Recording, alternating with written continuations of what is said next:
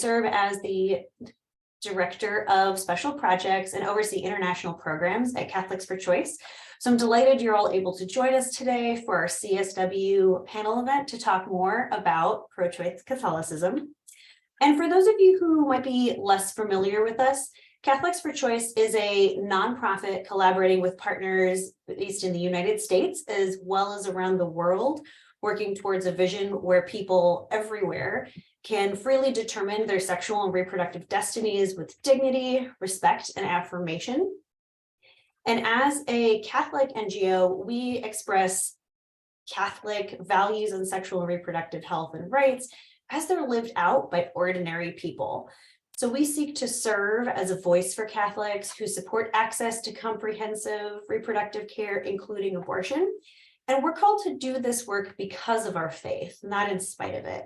So together, we're building a strong community of pro-choice Catholic advocates to create sound public policy that is rooted in true religious liberty, rooted in social justice, and respect for conscience. Now, several of you may have heard about the Commission on the Status of Women and Catholics for Choice and the United Nations. And one of the reasons that Catholics for Choice both appears at the Commission on the Status of Women annually is because of our thought around what the Holy See, which is the governmental body of the Catholic Roman hierarchy, does, because it has maintained permanent observer status within the United Nations. So what this means is that this position is a privileged position in that it grants power to the only religious group present. So like it's acknowledging that, oh, these Catholics are important, and they are able to influence policy development within UN negotiations. They maintain full diplomatic relations with 177 of the 193 UN member countries. And this is a challenge because the Holy See continues to actively participate in many human rights discussions, in the development of treaties, as well as UN discussions about budgeting and infrastructure. And the Holy See, like I said, is the only religious institution that enjoys such privilege of power. So Catholics for Choice for years has argued that the Holy See should not have such privileges and that the UN should really be a site for secular decision-making. And so in order to do this, CFC has acquired and maintained nonprofit consultative status with the United Nations in order to bring voice to this problematic power that the Holy See has within the UN. So with that, I will pass the proverbial microphone to Manuela to talk more about those challenges and church teaching that can be challenging. So Manuela, over to you. Thank you, Elise. Hi, everyone. My name is Manuela Tironi. I'm the International Program Associate here at Catholic for Choice. I want to thank everyone again for joining us today. I'm so excited to be able to talk about this topic in a CSW context. The intersection between reproductive health and rights and faith is not talked about enough. So again, thank you for joining this discussion, and I hope we can provide you with some new perspectives on the matter. So I'm going to talk a little bit about history of church teaching and theological thinking about abortion to help respond to the false claim that you can be Catholic and pro-choice. And what does the Bible say about abortion? So you may be wondering, why does it matter? Well, everyone is impacted by the hierarchy's ideas about sexuality. The Catholic hierarchy's role in influencing public policy affects all people, Catholic and non-Catholics, by limiting the availability of reproductive healthcare services globally. People all over the world suffer because they lack information and resources to plan their families and keep themselves safe and healthy. The Catholic hierarchy and wealthy right-wing lay Catholics have enormous influence on our courts, legislatures, public discourse, and healthcare. The church impacts us all. It is crucial then that progressive people get the facts about abortion, about the history of the church's teaching about abortion, about current theological and ethical thinking, and about the anti-feminist, white supremacist roots of the anti-choice movement. So the church's hierarchy lobbying efforts against contraception, and abortion have disastrous effects on people's health and lives around the world, especially people of color and those oppressed by unjust economic structures. Similarly, centuries-old ideas about gender and sexuality harm women and LGBTQ+ people by shaming them for how God created them. So what does the Catholic teaching say about abortion? Well, Catholic teaching on abortion has changed a lot over time. Although the Catholic hierarchy claims that the prohibition on abortion is both unchanged and unchangeable, church historians have proven otherwise. The early prohibition on abortion was not based on concern for the fetus. It was based on a view that only people who engage in forbidden sexual activity will attempt abortion rather than abortion is fundamentally wrong. The church hierarchy no longer argues that people need abortions only after quote unquote immoral sex, partially because statistics now show that many people who have abortions are married Catholics who already have children. However, this argument, which is called the perversity view of abortion, still underlies the hierarchy's reasoning, which is they condemned abortion because they fear women's sexuality and resent women's sexual pleasure. But because it is no longer as palatable to shame women for all forms of sexuality, many church officials now and anti-choice Catholics now have shifted to the ontological view of abortion, which argues that the fetus is a person from the moment of conception. The Vatican, in its last statement on abortion in 1974, issued the Declaration on Procured Abortion, and they acknowledge that they do not know when the fetus becomes a person, saying, and I quote, "There is not an unanimous tradition on this point, and others are yet in disagreement." This disagreement has a long history as well. Neither St. Augustine nor St. Thomas Aquinas, two of the most important theologians in the Catholic tradition, considered the fetus in early stages of pregnancy to be a person, or ensouled, as they expressed it. For this reason, both believed that abortion was permissible up to a certain point in fetal development. St. Augustine believed that early stage abortion was not homicide, but rather a sin against marriage, because for him, the purpose of sex within marriage was procreation. Other question we get a lot is, has the church always opposed abortion? And the simple answer is no. The truth is, the hierarchy's absolute ban on abortion is actually only 150 years old. For most of the Catholic Church history, the prevailing view was that abortion only took a life after the soul entered the fetus. And this is believed to occur between 40 to 90 days into the pregnancy. Some of the most popular and respected theologians, from Augustine to Aquinas, recognize a clear distinction between abortions that occur in the early and later stages of pregnancy. The Catholic Church's so-called constant teaching on abortion has changed significantly through the ages. It was not until 1869 that the Catholic Church first prohibited abortion at any stage of the pregnancy, and that teaching was not codified until 1917. That's the 20th century. This shift was inspired by Pope Pius IX alarm at declining birth rates in Catholic countries. Clearly, the church's position on abortion changes depending on different social situations through our history. So finally, what does the Bible say about abortion? The fact is that the Bible does not ban abortion. In fact, the Bible suggests that fetuses are not people.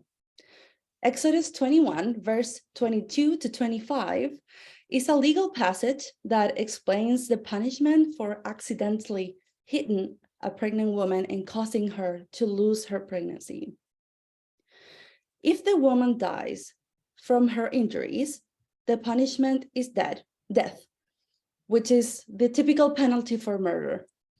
If the pregnant woman miscarries, but is otherwise okay, the penalty is only a fine. In other words, the punishment for killing a pregnant woman outweighs the punishment for causing pregnancy loss. The fetus is not a person, but the woman clearly is. In the Bible, ending a pregnancy is not considered murder. Given the bishop's obsession with abortion, you think that Jesus frequently taught about abortion. But the Gospels tells us that this was not the case. The word abortion does not even appear once in the Bible. In the Gospel of John, Jesus frequently champions women who had the same social standing as slaves because they were understood to be owned by men.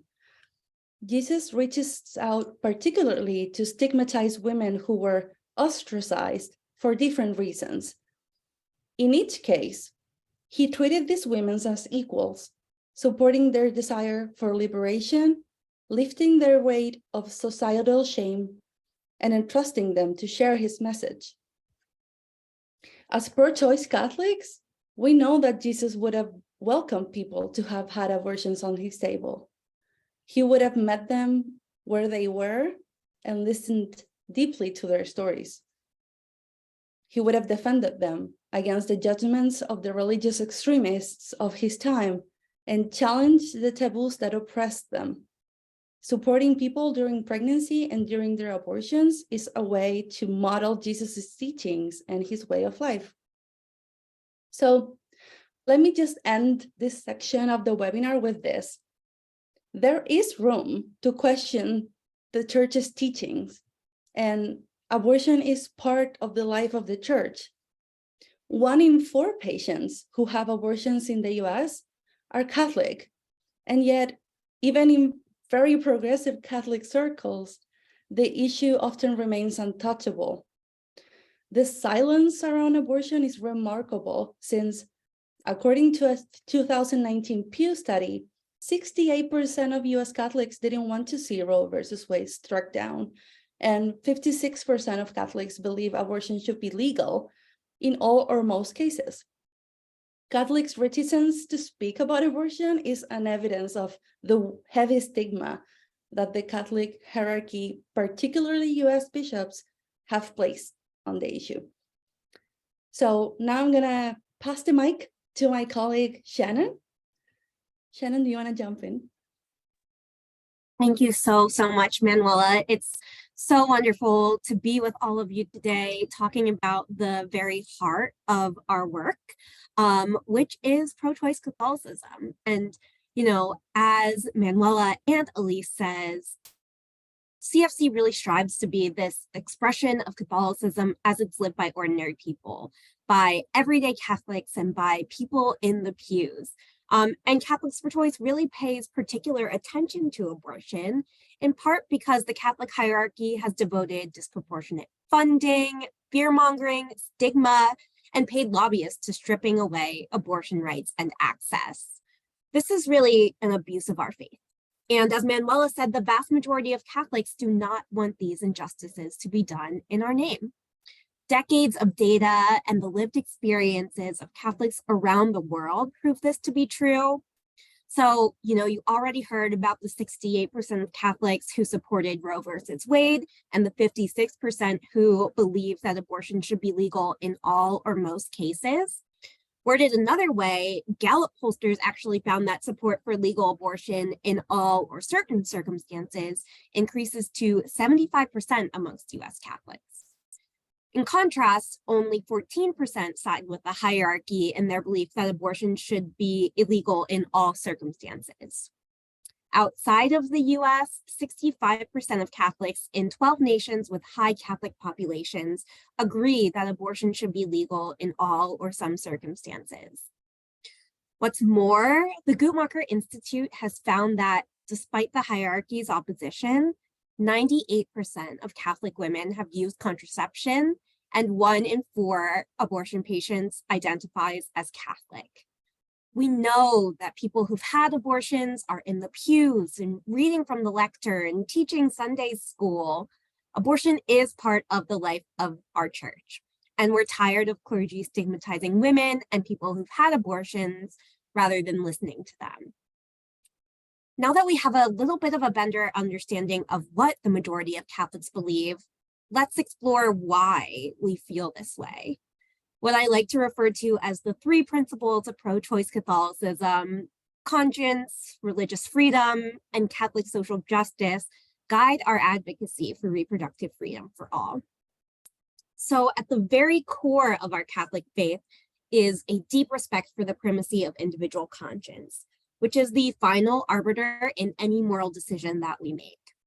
In our tradition, conscience, which comes from the Latin word for attempt to be true to one's highest ideal, is really a link between human rationality and human freedom, meaning that Catholics have to use their reason to discern ethically complex situations. Conscience includes knowledge of ourselves, awareness of our moral principles, and the urge to act.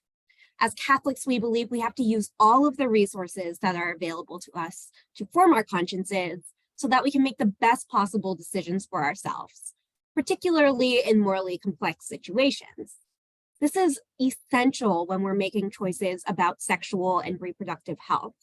We regard conscience as both a gift and a responsibility because we're called to follow our conscience and respect the right of other people to do the same thing. The Catechism of the Catholic Church even confirms that, quote, in all they say and do, the human person is obliged to faithfully follow what they know to be just and right, and, quote, a human being must always obey the certain judgment of his conscience. If he were to deliberately act against it, he would condemn himself. In other words, official church teaching tells us not to passively accept what the hierarchy says. So we don't simply ignore church teachings or flippantly choose to support abortion access just because we feel like it. When we're forming our opinions about abortion, we consider church teachings, scripture, the guidance of Catholic leaders and theologians, the experiences of fellow Catholics, and our own relationships with reproductive health. We cultivate our consciences through prayer, education, reflection, and being in community with others like we are today. Together, all of these elements form our conscience. And the data once again proves that individual conscience and not the dictates of the hierarchy serve as the primary guide for decision-making for most Catholics. Pew Research Center tells us that 73% of Catholics say that when answering difficult moral questions, they rely on their conscience a great deal, compared to 21% on Catholic Church teachings, 15% on the Bible, and 11% on the Pope. Furthermore, when making big life decisions, 84% of Catholics indicate that they depend a lot on their own research, 39% on personal reflection, 30% on professional experts, and 10% on religious leaders. So by following their conscience, these Catholics are following tradition, even when their conclusions differ from the hierarchies.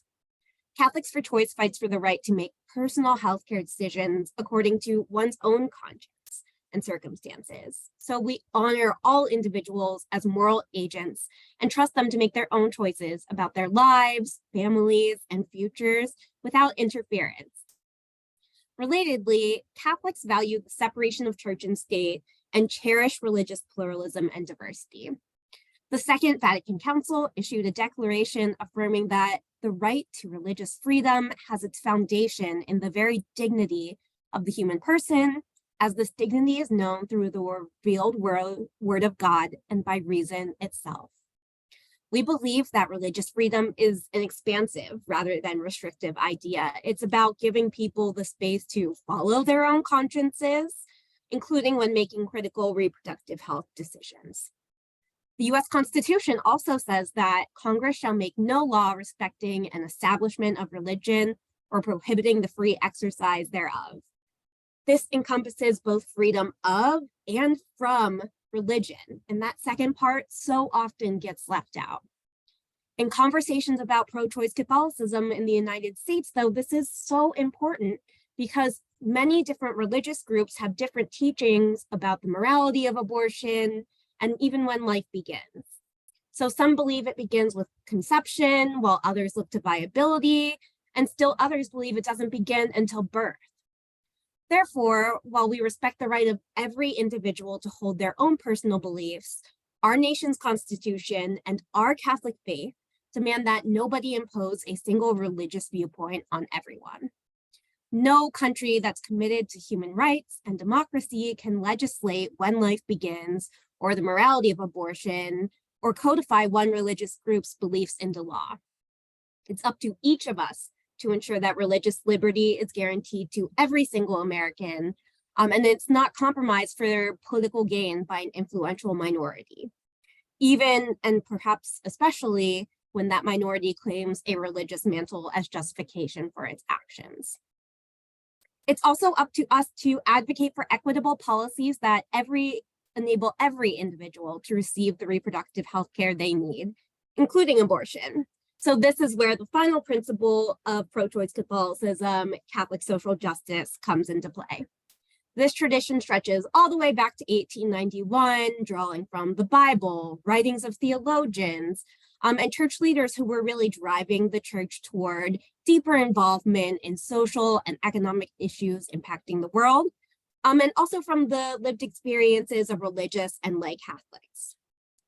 Catholic social justice teachings are expansive. It's a set of 7 principles and themes that reflect a deep commitment to enacting the love and justice of the gospel in the public square.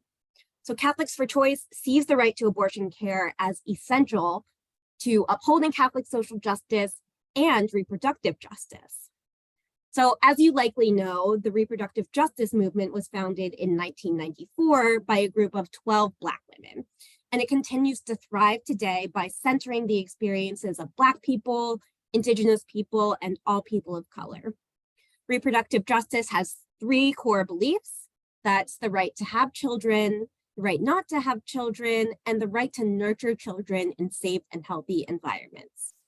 Our friends at In Our Own Voice, National Black Women's Reproductive Justice Agenda, explains the framework succinctly with this quote: "Reproductive justice means the human right to control our sexuality, our gender, our work, and our reproduction. That right can only be achieved when all women and girls have the complete economic, social, and political power and resources to make healthy decisions about our bodies, our families, and our communities in all areas of our lives." In this way, both Catholic social justice and reproductive justice call us to consider the whole person in issues of policy and morality, and to look at people through the totality of their lived experience. So when a person becomes pregnant, there's so much more to consider than whether or not they're ready to become a parent. All kinds of social justice issues come into play, like workers' rights, protection from domestic violence and abuse, immigration policy, a safe and clean environment, education, healthcare, childcare. Both reproductive justice and Catholic social justice frameworks agree that these are rights that have to be guaranteed to anybody who wishes to have a child. So Catholics for Choice really works to honor the mutual strengths of the reproductive justice movement and the 7 key principles of Catholic social justice that I'll describe briefly. So at the very heart of Catholic social justice is this firm belief that all people are created in God's image. So we're asked to pay particular attention to structures that deny, diminish, or damage the life and dignity of our neighbors. Laws that restrict or ban access to reproductive health care do just this. They strip people with the capacity for pregnancy of their inherent humanity and dignity by completely removing their own choice from the equation and blocking them from making personal decisions based on their own consciences. We know with absolute certainty that pregnant people are fully realized human beings created in the image and likeness of God and deserve safe healthcare services, as well as support and kindness from us, their fellow community members, not judgment and shame. So to respect the dignity of every human person and achieve reproductive justice, we have to destroy harmful structures that deny us the right to maintain personal bodily autonomy, have children, not have children, and parent the children we have in safe and sustainable communities. Every person also has a distinct right to participate in family and community where we can all pursue the common good together. If we can't build a society where all people can thrive together, justice can't be achieved. So the call to participation in a representative democracy like the United States means voting. Catholics are really called to grapple with the complexities of the two-party system in the US and to live out our values in the voting booth. And we also have to make sure that all people, especially those who are silenced due to voter suppression, felony disenfranchisement, and disinformation, have the ability to participate in public life. The call to community and participation in pursuit of the common good means building a society where all voices are heard. The third tenet of Catholic social justice further counsels that we have to protect human rights and follow through on our responsibilities in order to build these healthy communities. Because we're all made in the image of God, every person has basic rights that extend from our human dignity, like the right to access all the things that are required to lead a dignified life: food, water, shelter, healthcare, etc. At the same time, corresponding to these rights are duties and responsibilities to one another, to our families, and to society at large. And in the tradition of Catholic social justice, it's the rights of those who are most marginalized by society that are of the utmost importance and have to be prioritized above all others, including our own. So Catholic social justice teaching goes beyond asking us to serve individuals. The preferential option for the poor demands that we question the systems that negatively affect whole groups of people. This principle demands that we dismantle the sinful structures of white supremacy, systemic racism, economic inequality, gender inequality, patriarchy, and immigration restrictions so that people can freely choose whether to have children and ensure that those children's needs are met. The preferential option for the poor and marginalized is particularly important to reproductive justice. We know that the overturning of Roe versus Wade and Planned Parenthood versus Casey by the majority Catholic US Supreme Court only escalated an ongoing reproductive health care crisis in this country, and that the aftermath of the Supreme Court's attack on our dearly held rights has impacted every single American, regardless of whether or not you can become pregnant. But the people most harmed are those who already endure racism and discrimination when they're accessing healthcare, particularly Black, Indigenous, and people of color, those who are working to make ends meet, members of the LGBTQIA+ community, immigrants, young people, those who are living in rural communities, and people with disabilities. According to the Guttmacher Institute, 75% of abortion patients in the US are low income and 50% are below the federal poverty line. The Catholic Church has a long history of care and concern for those who are most vulnerable. And these are the very same people who are most impacted by abortion bans and restrictions.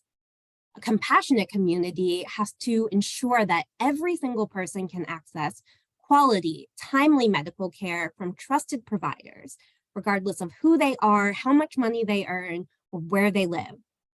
The theoretical legal right to abortion has never been enough, and pro-choice Catholics are called by our faith to work to guarantee that abortion is available and accessible to anyone who seeks it.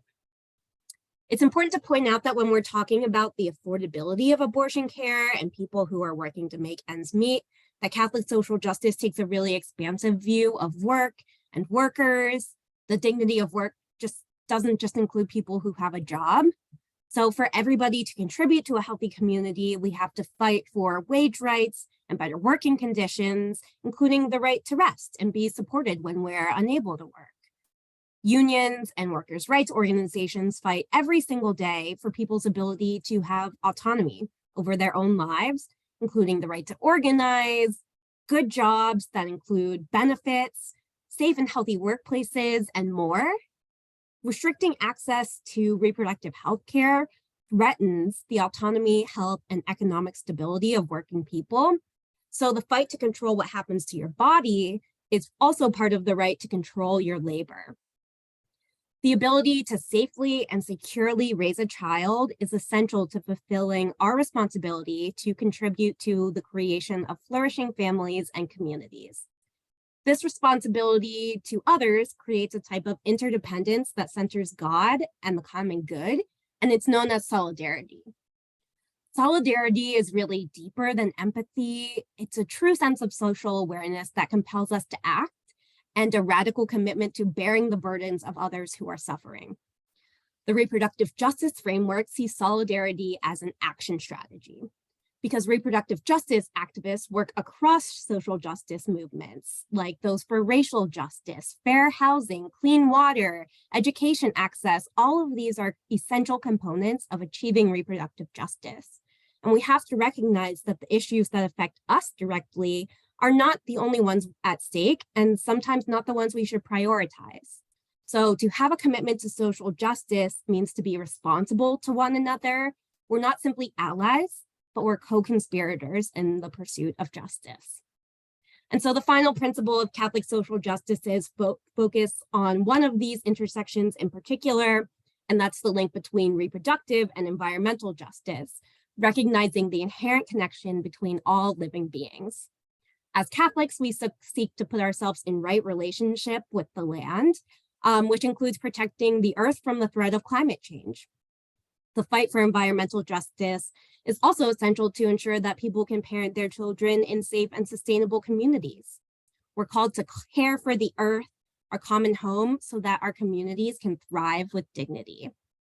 So to summarize, as Catholics, our advocacy must center the most marginalized people in our society, as all people deserve access to the social, economic, and political power and resources they need to make their own conscience-based family planning decisions. This is why reproductive justice is a Catholic social justice value. Ultimately, I hope that everything we've said today has demonstrated that the Roman Catholic hierarchy, no matter how well-financed and powerful and loud they may be, is not the sole moral arbiter on matters where sexuality and reproduction intersect with religion and faith. The truth is that the majority of Catholics disagree with the institutional church and instead support protections for the right to access the full range of reproductive healthcare services, including abortion. We do so because of our faith and not in spite of it. Pro-choice Catholics are not alone, we're far from it. And the more that we educate people about what Catholics really believe and why, thanks to our deep respect for conscience, religious freedom, and social justice, the more we can help to advance the fight for reproductive justice and equitable access to comprehensive reproductive health care. Thank you so much. And now I believe that we will take questions.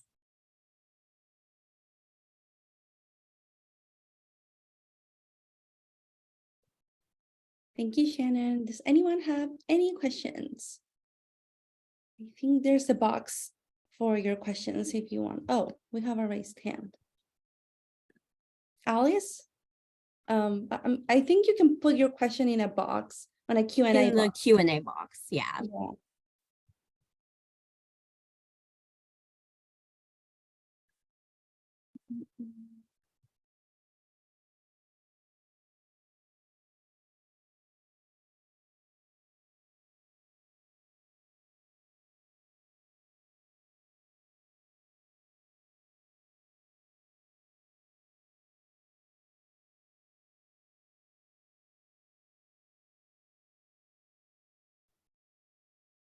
Okay, so I think if there are no questions, did you have anything else you wanted to say, Manuel?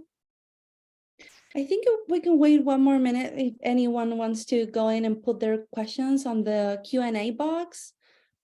Oh,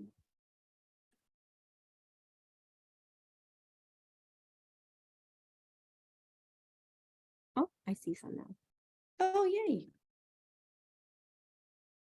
Yes, the reproductive justice movement. Alice, thank you for your question. It was 12 Black women who founded the movement in 1994. And the three kind of like foundational tenets of reproductive justice are the right to have children, the right not to have children, and the right to parent children in safe and sustainable communities.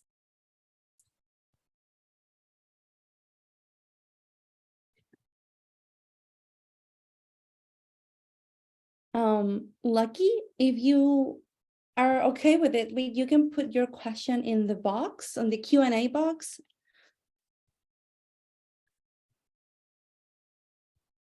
We have a question from Beth. Oh, well, they say that in the CSW, there are a lot of people dealing with lack of tech knowledge, or some are blind. So she says, you might wish to consider unmuting folks who wish to raise hands and speak. Yeah, we were considering it. So maybe we can open the floor for a few minutes.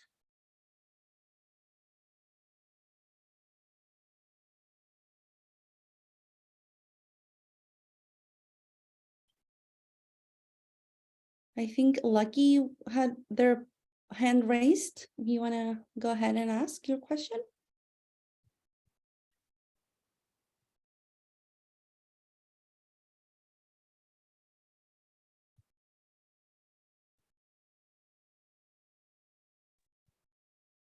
Yeah, can you hear me now? Hello, yeah, we can hear you. Hello, yeah. Yeah, I couldn't type my question in. I was going to ask, thank you very much for the presentation. I think these are very deep insight. So I was going to ask if you've made attempts to work with organizations that support women's rights or choices in this area, or if there's any networking relationship between yours and organizations that support women's rights to have access to safe abortion or to control their body reproductive system. Thank you.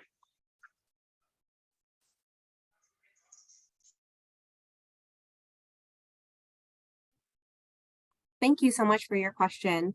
What I got from that was, have we considered working with organizations that don't support women's rights?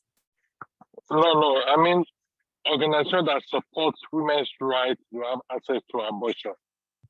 Because it seems you have a lot in terms of beliefs and vision. So I don't know if you guys can work together to join forces together. I think it might be a stronger voice within the sector. That's what I was trying to ask. Yeah, go ahead, Manuela. Oh, but what I got from your question, Lucky, sorry that we had a little issue hearing you, but what I got from your question is that what are we doing to work with groups that do support women's rights in the context that you were mentioning. And we do have an international department at CFC, so we don't only work in the US. We also work with partners all over the world. In many time zones and languages.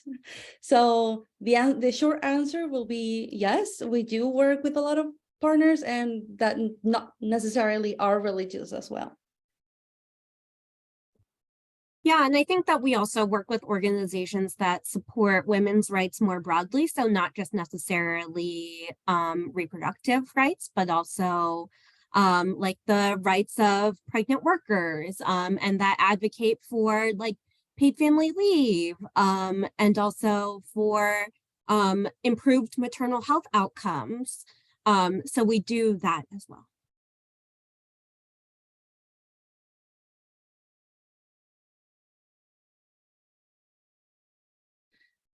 So to respond to Alice's question in the Q&A box regarding if we have suggested that we put this on the UN Declaration of Human Rights, I wish, but I personally consider that Declaration of Human Rights it's quite comprehensive, and what we do doesn't necessarily go against any of the rights that are already there. I think this work is already within the existing human rights. I think it's a matter of interpretation. What anti-choice movements say is that pro-abortion movements or pro-choice movements infringe their right to freedom of speech and freedom of religion and thought or beliefs, but that's not really correct. I mean, according to our point of view, we have the human rights to have our own beliefs and our own religions, but there's also the right to be free from religion, and that's considered inside of the same right. I don't think we need to add a new one. And of course, accessing to health services and reproductive health is part of the already existing right to dignity and the right to health. The issue is that the US is one of the few countries that haven't subscribed themselves to an international system of human rights. So the US cannot be held accountable for those transgressions, for a way to say it. So that's another issue.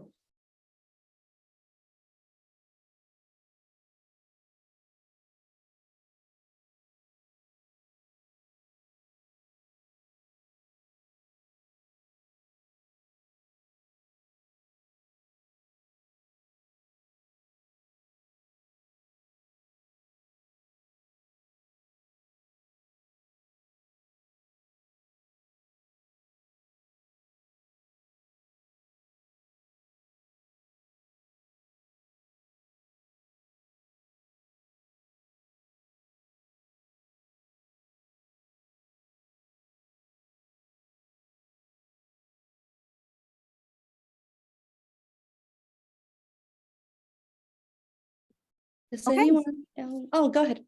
No, I was just going to say, I don't think that we have any more questions, so we will give it a moment.